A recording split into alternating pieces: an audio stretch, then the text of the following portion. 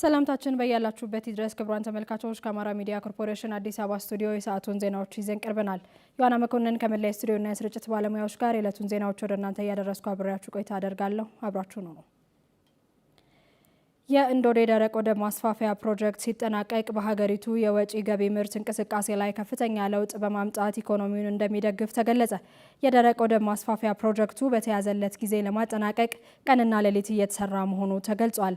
በተለይም ሰለሞን ተጨማሪ አላት። በኢትዮ ጅቡቲ ባቡር አክሲዮን ማህበር ከ3 ወራት በፊት የማስፋፊያ ስራው የተጀመረው የእንዶዴ ደረቅ ወደብ ማስፋፊያ ፕሮጀክት በተለያዩ ምዕራፎች ተከፋፍሎ የግንባታ ስራው እየተፋጠነ ይገኛል። የእንዶዴ ደረቅ ወደብ አጠቃላይ ፕሮጀክት ማናጀር ኢንጂነር ሙባረክ መገርሳ ወደቡ በ5 የተለያዩ ፕሮጀክቶች ተከፋፍሎ እየተሰራ መሆኑን ገልጸው በተለይም ከዚህ ቀደም ያጋጥም የነበረውን ጭነት የመያዝ አቅምና ለማራገፍ ለመጫን ይወስድ የነበረውን የጊዜ መጓተት በመቅረፍ ከፍተኛ ሚናን እየተጫወተ ነው ብለዋል። ኦልሞስት ከዚህ በፊት የነበረው የደረቅ ወደብ የመያዝ ኮንቴነር የመያዝ አቅሙ ወደ 1000 ኮንቴነሮችን የመያዝ አቅም ነበረው። አሁን ይኸው እንደምታዩ ከተሰራና ከተጠናቀቀ በኋላ በ4 እጥፍ ከ4300 ኮንቴነሮችን በአንዴ የማከማቸት አቅሙ ከፍ ብሏል ማለት ነው። አንድ ባቡር መጥቶ which means ኢምፖርቱን አምጥተን ኤክስፖርቱን ጭነን ከዚህ በፊት ወደ 10 ሰዓት አካባቢ ይፈጅበታል። ይሄ ፍራይት ያርድ ከተሰራና ከተጠናቀቀ በኋላ አንድ ባቡር ኢምፖርት አውርዶ ኤክስፖርት ጭኖ ለመሄድ 30 ደቂቃ ነው የሚፈጅበት ማለት ነው። ከዚህ በፊት ማዳበሪያ በባግ ነው የሚመጣው፣ እዚህ ይወርዳል፣ ከዛ ወደ ዩኒየኖች ነው የሚሰራጨው። እዚህ ጋር የምንሰራው ፕሮጀክት የማዳበሪያ ማከማቻ፣ ያ ማለት ከጅቡቲ ሲመጣ በብትን ይመጣል፣ እዚሁ በብትን ይራገፋል፣ ከዛ በኋላ ወደ ዩኒየኖቹ ከፍለፍ ተይሰራለው ፕሮጀክት ወደ ዩኒየኖቹ ይሄዳል ማለት ነው። ይሄ ደግሞ ትልቅ የውጭ ምንዛሪን ጫና ይቀንስልናል እንደ ሀገር ማለት ነው። ደረቅ ወደቡ የተለያዩ ሁለገብ ወደብ አገልግሎቶችን ይዞ እየተገነባ መሆኑ የገለጹት ኢንጂነር ሙባረክ መገርሳ ግንባታው ሲጠናቀቅም የውጭ ገቢ ምርት ማዕከል በመሆን የሀገሪቱን ኢኮኖሚ ያነቃቃል ነው ያሉት። ይሄ የእንዶዴ መልቲ ፐርፐስ ድራይ ፖርት ይባላል። እዚህ መኪና፣ የኮንቴነር ጭነቶች፣ የማዳበሪያ ጭነቶች፣ የዘይት፣ የሩዝ ጭነት ሜንሊ እና ፓክድ የሆኑ ሌሎች ተጨማሪ ጭነቶች የማራገፊያኛ መጫኛ ቦታ ነው ቤዚካሊ። ይሄ ደረቅ ወደብ ማስፋፊያው ሲጠናቀቅ የሀገሪቱን ኢምፖርት ኤክስፖርት ሀብ ነው የሚሆነው which means እዚህ አካባቢ ላሉት የፋብሪካ ምርቶች፣ ግብአተ ምርቶች which means የአገሪቷን የፕሮዳክሽን እንትን የሚወስኑ እቃዎች ሜንሊ ከዚህ ነው የሚሰራጩት። የቃሊቲ ደረቅ ወደብ አጠገብ ነው።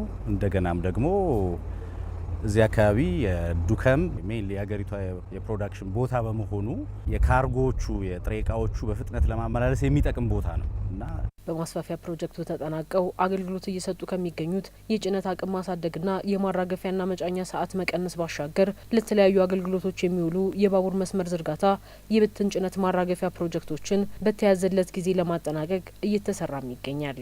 እዚህ የሚሰራው ፕሮጀክት በታቀደለት ጊዜ ለመጨረስና በፍጥነትና በጥራት ለመጨረስ ኦልሞስት 24 ሰዓት 7 ነው። እንደምትመለከቱት ቅድም እዛ ጋር የማብራት ኢንስታሌሽን አይታችኋል። ማታ ወይም ደግሞ ከመሸ በኋላ ኮንስትራክሽን አክቲቪቲዎች አሉ ማለት ነው። የእንዶዴ ደረቅ ወደብ 121 ሄክታር መሬት ላይ ያረፈ ሲሆን ባነሰ የባቡር ትራንስፖርት ወጪ ፈጣን አገልግሎትን እየሰጠ እንደሚገኝም ተገልጿል። መጪው የትንሳኤ በዓል በሰላም እንዲከበር አስፈላጊውን ቅድመ ዝግጅት ማድረጉን የአዲስ አበባ ፖሊስ ጠቅላይ መምሪያ አስታወቀ። ህብረተሰቡ በግብይት በትራፊክና በሌሎች እንቅስቃሴዎች ከሚገጥሙት የወንጀል ክስተቶችና አደጋዎች ራሱን ሊጠብቅ ይገባል ተብሏል። ኢብራሂም መሐመድ ተጨማሪውን ይዟል። በበዓል ሰሞን በግብይት ሂደት የማጭበርበርና ስርቆት፣ የትራፊክና የእሳት አደጋን ጨምሮ የተለያዩ የወንጀል ክስተቶች ይከሰታሉ። ህብረተሰቡ በበዓል ሰሞን ከሚከሰቱ ወንጀሎችና አደጋዎች አስቀድሞ ራሱን ሊከላከል እንደሚገባ የአዲስ አበባ ፖሊስ ጠቅላይ መምሪያ የህዝብ ግንኙነት መምሪያ ኃላፊ ኮማንደር ቶማስ እሸቴ ለአሚኮ ገልጸዋል። ለምግብነት ከሚሉ ግብዓቶች ጋር ተያይዞ ባዕድ ነገሮችን በመቀላቀል የሚያቀርብ ቅቤ ላይ የተለያዩ እንትኖች ላይ ባዕድ ነገሮችን በመቀላቀል ወደ ገበያ ይዘው የሚወጡ አካላት አሉ። ህገ ወጥ የገንዘብ እነዚህ ሐሰተኛ ገንዘብ ኖቶችን በገበያ ላይ የመጠቀም እንቅስቃሴዎች የሚስተዋሉበት ወቅት ነው የበዓል ወቅት። ከዛ በተጨማሪ ከእንስሳት ስርቆት ጋር ተያይዞ የሚያጋጥሙ ችግሮች ሊኖሩ ይችላሉ። ሌላውና በጣም ሊሰመርበት የሚገባው ከአደጋ ጋር የተያዘ ጉዳይ ነው። ከትራፊክ አደጋ ጋር ተያይዞ ሰዎች ይዝናናሉ። በሚዝናኑበት ወቅት መቀማመስ ይኖራል። በዛ ወቅት አደጋ የሚያጋጥምበት ሁኔታዎች አሉ። እሱ ጥንቃቄ ሊደረግበት ይገባል። ሌላው በተለይ በትንሳኤ በዓል ከዚህ ከከሰል ጭስ ጋር ተያይዞ የሚያጋጥሙ ችግሮች አሉ። ሰዎች ምግቦቻቸውን ለማብሰል ለልዩ ጉዳዮች ከሰልን ይጠቀማሉ። በዛ ወቅት ከሰሉ ጭሱ ሳያልቅ ወደ ቤትም ወደ ማብሰያ ክፍል የሚገባና ሰዎች ታፍነው የሚሞቱበት ሁኔታ ሊፈጠር ስለሚችል እዚህም ላይ ጥንቃቄ መደረግ መቻል አለበት። ጠቅላይ መምሪያው በበዓሉ ሊከሰቱ የሚችሉ ወንጀሎችንና አደጋዎችን አስቀድሞ ለመከላከል መዘጋጀቱንም አስታውቋል። ለወንጀል መከላከል ስራው በፊትም ቢሆን ትኩረት ይሰጣል። አሁን ግን የበለጠ ትኩረት ይሰጠዋል። አብዛኛው የስታፍ ኃይላችንን በወንጀል መከላከል ስራ ላይ የምናሰማራበት አግባብ ይፈጠራል። ትራፊክ ፖሊሶቻችን በሽፍት ይሰሩ የነበረው ሽፍቱ ታጥፎ እንዲሰሩ የሚደረግበት ሁኔታዎች አለ። ያ አይነት ነገሮች እናደርጋለን። ገበያ ስፍራዎች አካባቢ ያለው ጥበቃ የሚጠናከርበት ሁኔታ ይኖራል። መዝናኛ አካባቢዎች እንደዚህ አውደሪ ኤግዚቢሽን ያለባቸው ቦታዎችም ላይ ተገቢ ትኩረት ተሰጥቶ የወንጀል መከላከል ስራ የምንሰራበት አግባብ ነው ያለው። ህብረተሰቡ በግብይት ወቅትና በበዓል ሊከሰቱ ከሚችሉ አደጋዎች ራሱን እንዲጠብቅ የህዝብ ግንኙነት መምሪያ ኃላፊው ኮማንደር ቶማስ እሸቴ መልእክት አስተላልፈዋል። ለእርድ የሚውሉ ከብቶችን በሬን ገዝተውም ሆነ ከአንድ ቦታ ወደ አንድ ቦታ በሚያዘዋውሩበት ወቅት ከፍተኛ ጥንቃቄ መደረግ አለበት። ሰዎች ላይ ጉዳት እየደረሰ ነው። በእንትንም ያስጠይቃል፣ በደንብም መተላለፍም ያስጠይቃልና ጥንቃቄ መደረግ መቻል አለበት። ከዚህ ከከሰል ጭስ ጋር ተያይዞ ያለው ነገር ጥንቃቄ ሊደረግበት ይገባል። ሹፌር የሚባል ነገር አለ። እሱን በመጠቀም አደጋን በመከላከል ልናሽከረክር ይገባል የሚለው ነገር በጣም ልናሰምረው ይገባል። ነባራዊ ሁኔታውን ከግምት ውስጥ በማስገባት የተቻለውን ያክል መረዳዳት፣ በትራንስፖርትም ሊሆን ይችላል፣ በተለያዩ አጋጣሚዎች መረዳዳቱ ሊታሰብበት ይገባል። ቢደረግ በጣም ጥሩ ነው። ግን መደረግ ያለባቸው ጥንቃቄዎች ሊዘነጉ አይገባም ማለት ነው። የወንጀልና ሌሎች አደጋዎች ህብረተሰቡ ከገጠሙት በነጻ የስልክ መስመር 990 በመደወል ጥቆማ መስጠትና መረጃ ማግኘት እንደሚችል የአዲስ አበባ ፖሊስ ጠቅላይ መምሪያ የህዝብ ግንኙነት መምሪያ አስታውቋል። ከ820 ሺህ በላይ የእርድ እንስሳትን ለትንሳኤ በዓል ገበያ ማቅረቡን የሰሜን ሸዋ ዞን እንስሳትና አሳ ሀብት ልማት መምሪያ ገልጿል። ዝርዝሩን ብርቱካን ማሞ እንደሚከተለው ታቀርበዋለች። ልዩ የንግድ ምልክት ያላቸው እንስሳቶች የሚገኙበት የሰሜን ሸዋ ዞን ለትንሳኤ በዓል በቂ አቅርቦት እንዲኖር ቅድመ ዝግጅት ተደርጓል። የሞረትና ጅሩ እንዲሁም የሲያደብረና ዋዩ ወረዳዎች አርሶ አደሮችና ኢንተርፕራይዞችን በማሳተፍ እንስሳት አቅርቦት ላይ በቂ ዝግጅት አድርገናል ብለዋል። ወረዳችን በእንስሳት ሀብቱ በጣም የበለጸገና ፖቴንሻል የሆነ ወረዳ ነውና እንደሚታየው አሁን በማማት ገበያ ውስጥ ማለትም ትናንትና ማክሰኞ ከበቂ በላይ የመጣ እድል ባለ ለአብነት እንግዲህ ዳልጋ ከብት 21902 ዳልጋ ከብት አለን። በግ 56354 አለን። ፍየል 39571 አለን። ለሆሳዕና ገበያ የቀረበ ዳልጋ ከብትን በግም ፍየልን ብለን በጥቅሉ ወደ 97253 የደለቡ እንስሳት የቀረቡበት አግባብ አለ። ዶሮ ላይ እንዳጠቃላይ ከማድለብ አኳያ ዶሮ ለገበያ የቀረበ 25429 አጠቃላይ ከዶሮ ማድለብ አንጻር የቀረቡበት አግባብ ነው ያለው። ለትንሳኤ በዓል በቂ የእንስሳት አቅርቦት እንዲኖር የእንስሳትና እንስሳት ተዋጽኦ ውጤቶች ወደ ገበያ እንዲወጡ ከማድረግ አኳያ ምን ቅድመ ዝግጅቶች ተደርገዋል? በቂ አቅርቦት አለ ወይ የሚለውን ለመጠየቅ በሰሜን ሸዋ ዞን እንስሳትና አሳ ሀብት ልማት መምሪያ ቢሮ ተገኝተናል። የመምሪያው ኃላፊ ምትኩ ማሙሽ አብረውን ቆይታ ያደርጋሉ። እናመሰግናለን። ለጊዜዎት እኔም እጅግ አድርጌ አመሰግናለሁ። ከወትሮው በተለየ መልኩ ገበያ ላይ ያለውን ችግር መቅረፍ መቻል አለብን። የኑሮ ውድነቱንም አንዱ የምንቀንስበት አቅርቦትን በማሳደግ ነው። ስለዚህ የኑሮ ውድነቱን ጭምር ለመቀነስ የማድለብ ስራዎችን በስፋት መስራት አለብን ብለን ዳልጋ ከብት 130 ሺህ፣ በግ 400 ሺህ፣ ፍየል 290 ሺህ፣ ወደ 219 ሺህ የሚሆኑ ድልብ ዶሮዎችን ለገበያ እያቀረብን ነው። እስከ ቅዳሜ ድረስ ባለው እስከ በዓሉ ዋዜማ ድረስ ያለው የምናቀርብ ይሆናል ማለት ነው። ከተዋጽኦ አኳያ እንቁላል ነው። እንቁላልም ወደ 38 ሚሊዮን የሚሆኑ እንቁላሎችን እያመረትን በኢንተርፕራይዝ ደረጃ በስፋት እየሰራ ነው። የእንስሳት ተዋጽኦ ስራዎች እንዲሰሩ በቂ አቅርቦት እንዲኖር የቅድመ ዝግጅት ስራችሁ ምን ይመስል ነበር? ሞረትና ጅሩ የሚባል ወረዳ፣ ሲያደብር የሚባሉ ወረዳዎች ለ3 አመታት ሁሉ ነበር የሚያደልጉት አንድ ከብት ማለት ነው።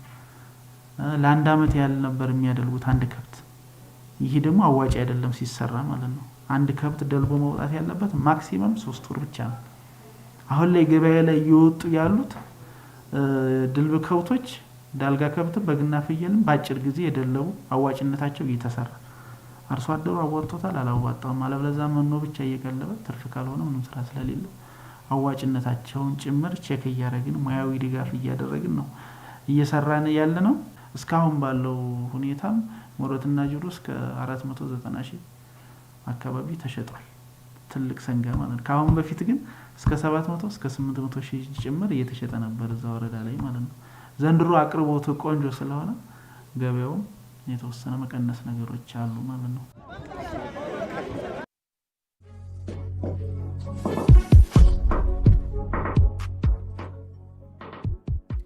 ክቡራን ተመልካቾች ከአማራ ሚዲያ ኮርፖሬሽን አዲስ አበባ ስቱዲዮ ወደ እናንተ እየደረሰ ያለው የዕለቱ ዜናችን አሁንም እንደቀጠለ ነው። አሁን ደግሞ በትንታኔ ወደምንመለከተው ርዕሰ ጉዳይ እናልፋለን። በደብረ ብርሃን ከተማ በተገነባው የገበያ ማዕከል ያለው የዋጋ ልዩነት ጥሩ ቢሆንም ምርት በበቂ ሁኔታ እንዳልቀረበ ሸማቾች ተናገሩ። የከተማው ንግድና ገበያ ልማት መምሪያ በበኩሉ ከ40 ሱቆች ውስጥ በ30ው ምርት አቅራቢዎች ምርት እያቀረቡ መሆናቸውን ገልጾ ቀሪዎቹን ሱቆች ወደ ስራ ለማስገባት እየተሰራ ነው ብሏል። ለዓለም ላይኩን በትንታኔ ተመልክቶታል። ህዝቡ በቃ እያመሰገነ ነው። ሲጀመር አሁን ለምሳሌ ሽንኩርት ጠይቄ ነበር። ሽንኩርት መገዛና ልጅ የለም። እንደ ግለሰብ ጥሩ የሚሆነው ያለው ነገር እንዳለ አዳራሹ ተይዞ ህብረተሰቡ ተጠቃሚ ቢሆን ደስ ይለኛል። ይህ በደብረ ብርሃን ከተማ አስተዳደር በቅርቡ በተገነባው የገበያ ማዕከል ውስጥ የሚደመጥ አስተያየት ነው። ከተማ አስተዳደሩ ማህበረሰቡን ከጊዜ ወደ ጊዜ እየተጫነ የመጣውን የዋጋ ንረት ለማቃለል ከ190 ሚሊዮን ብር በላይ በሆነ በጀት በአጭር ጊዜ ውስጥ የገበያ ማዕከሉን ገንብቶ ወደ ስራ አስገብቷል። በገበያ ማዕከሉ ሲሸምቱ ያገኘናቸውም በገቡ ምርቶች ላይ ያለው የዋጋ ልዩነት ጥሩ ስለመሆኑ ገልጸው ይህም ለሸማቹ የሚሰጠው እፎይታ ከፍተኛ ስለመሆኑ ገልጸዋል። ቢያንስ ለሸማች 10 ብርም 20 ብርም ቅናሽ ቢገኝ ጥሩ ነው። ግን የተሻለ ነው። ዘይት ስናይ ውጭ ላይ 2250 ብር እየተሸጠ ነው። እዚህ ደግሞ 1950 እየተሸጠ ነው። ይሄን ያህል ቅናሽ አይተናል ማለት ነው። ዘይት ስንት ነው? ውጪ 2200 2300 እኮ ነው። ዝቅተኛው በቃ 1950 ነው። እንደ 2000 ነው። እዚህ ደግሞ ዘይትም ገዝቻለሁ በ1950። ይሄ የዋጋ ልዩነት ቀላል አይደለም። አሁንም በስፋት በሁሉም የግብርና ምርቶች ላይ ተደራሽ ቢደረግ ጤፍ በለው ሁሉ በቃ የግብርና ምርቶች ኢቭን አይደለም የግብርና ምርት የኢንዱስትሪ ምርቶችን ቢካተቱ እዚህ ላይ። የደብረ ብርሃን ከተማ አስተዳደር ንግድና ገበያ ልማት መምሪያ የግብይት ቡድን መሪው አቶ ንጉሴ ወርቁ አምራቾችና ነጋዴዎች በገበያ ማዕከሉ ከ15 እስከ 20 በመቶ የዋጋ ቅናሽ አድርገው እንዲገቡ በተደረገው መሰረትም ምርቶቻቸውን እያቀረቡ ስለመሆኑ ገልጸዋል። ኢንዱስትሪ አምራቾች፣ አቅራቢዎች፣ ጅምላ ነጋዴዎች ምስጉን የሆኑ ካሁን በፊትም በምርት በማቅረብ ደረጃ የተሻለ አፈጻጸም ያላቸው ሰዎች ከሰሜን ሸዋ ንግድ መምሪያ ጋር በጋራ በመሆን ከሌሎች አጎራባች ወረዳዎች ጋር በመነጋገር የተሻለ የአቅርቦት ስራ ይሰራሉ ተብለው የሚገመቱ አቅራቢዎችንና አምራቾችን ለመመልመል ጥረት ተደርጓል። ዋጋ ዝርዝርም ተለጥፎለት እንዲሸጡ ተደርጎ በዛ መልኩ ነው እየሸጡ ያሉት። ስለዚህ ሁሉም ምርቶች በምንፈልገው ደረጃ ነው እየቀረበ ያለው። ይህን የሚያሳየው ደግሞ ማረጋገጫው ይሄ አሁን የምታዩት ህብረተሰብ ያለውን ግዢ እያያችሁት ነው ሰልፉ። ነገር ግን ሸማቾች በቀረቡት ምርቶች ላይ ያለው የዋጋ ልዩነት ጥሩ ቢሆንም ከአቅርቦት ጋር ተያይዞ አሁንም በቂ እንዳልሆነ ያነሳሉ። አሚኮም በቦታው ተገኝቶ እንደታዘበው በገበያ ማዕከሉ ነጋዴ ያልገባባቸው ሱቆች አሉ። ይሄ ያለው አዳራሽ የተሰራው ጥሩ ነው። ከዚህ በፊትም ያው በመንግስት ደረጃ ስለተሰራ ደስ ይላል። ግን ደግሞ ያለው ክፍት ቦታ በባለ ሀብቶች ተይዞ ለህብረተሰቡ በቅናሽ ዋጋ ቢሸጥ ደስ ይላል። ባለ ሀብቱ ደግሞ ለእኛ እንዲጠቅመን ቢደረግ በስፋት አቅርቦቱ ተደራሽ ቢሆን ዴማንድና ሰፕላዩን ቢመጣጠን በዚህ በተጠኛ ቋ ቢሆን እጅግ በጣም ነው የማምነው። ስለዚህ ይህንን አሁንም መንግስት እንደዚህ ትኩረት ተሰጥቶት ከግብርና ምርት እስከ ኢንዱስትሪ ምርት አቅርቦቱ ቢሰፋ እጅግ በጣም የተሻለ ነው ብዬ አምናለሁ። ይህ መሆኑ ደግሞ ሸማቹ በአንድ ቦታ ላይ የሚፈልገውን ምርት ሸምቶ እንዳይሄድ ስለሚያደርገውም አስተያየት እየሰጡን ነው ትላለች በማዕከሉ በንግድ ላይ የተሰማራችው ግለሰብ። አንዳንድ አስተያየት የሚሰጠው አሁን የሆነ ነገር ለመግዛት ይመጣና ያንን ነገር አያገኘውም እና ህዝቡ አሁን የሚፈልገው ከዛም አድርጎ ሁሉንም ባንዴ ይዞ መሄድ ይፈልጋል። ያውን ቢሟላ የበለጠ በቃ ደስተኛ ይሆናል ብዬ አስባለሁ። የግብይት ቡድን መሪው አቶ ንጉሴ በአጠቃላይ ካሉት 40 ገደማ ሱቆች በ30ዎቹ ምርቶች እንደገቡ ገልጸዋል። ቀሪዎቹስ ለምን ክፍት ሆነው ቆዩ ስንልም ጥያቄ አንስተናል። ግንባታው 2-3 ወር እንጨርሳለን ብለን ካሰብንበት ጊዜ አንጻር 2-3 ወር የጨመረበት ሁኔታዎች ነበሩ። ከዛ በፊት ቀድመን ጨርሰነው ቢሆን ኖሮ ያላግባብ የሚበዘበዘውን ያላግባብ ዋጋ ጭማሪ የሚታይበትን ህብረተሰብ ተጠቃሚ ማድረግ የምንችልበት እድል ነበር ብሎ መውሰድ ይቻላል። ግን ዘገየ በሚል አይደለም። ከዛ በፊት ቢሰራ ኖሮ ያን እድል ተጠቃሚ የሚሆንበት ሁኔታዎች ናቸው የሚኖሩት። ስለዚህ አሁን የተሻሉትን መልምለናል። የሚቀሩት ላይ አሁን የመመልመል ስራ እየሰራን ያለ ነው። በአጭር ጊዜ እነኚህ ያልተያዙት ሸዶች ተሰጥተው ስራ የሚጀምሩበት ሁኔታ ነው ያለው።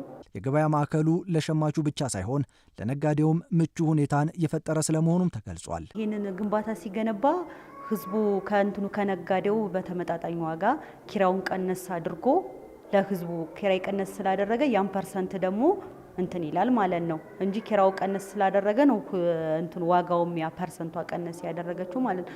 አሁን ውጭ ላይ ብትሄድ 10,000 20,000 ምናምን ነው ኪራይ፣ በጣም ኦቨር ነው። በዛን ሰዓት ወደ ላይ በሆነ ሰዓት እንትኖችም የተከራዩትም ሰዎች ኪራይን ለማለት ከፍ አድርገው ነው የሚሸጡት። እዚህ ግን ለህዝቡ ቆንጆ ነው፣ በቃ ኪራውም መለሰ ስላለ። እስካሁንም በገበያ ማዕከሉ ከ2169 ኩንታል በላይ የግብርና ምርት፣ 235 ኩንታል ጠጣሪ ኢንዱስትሪ ምርት፣ ከ6000 በላይ እንቁላልና 12740 ሊትር ዘይት ስለመቅረቡም ነው ከንግድና ገበያ ልማት መምሪያ ያገኘነው መረጃ የሚያመለክተው።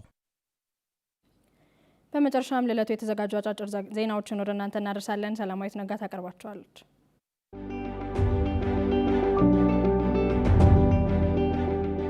የኢትዮጵያ ሀገር አቀፍ የዘርፍ ማህበራት ምክር ቤት የአምራች ኢንዱስትሪውን ተወዳዳሪነት ለማሳደግ በትጋት መስራት እንዳለበት የኢንዱስትሪ ሚኒስትር መላኩ አለበል ገለጹ።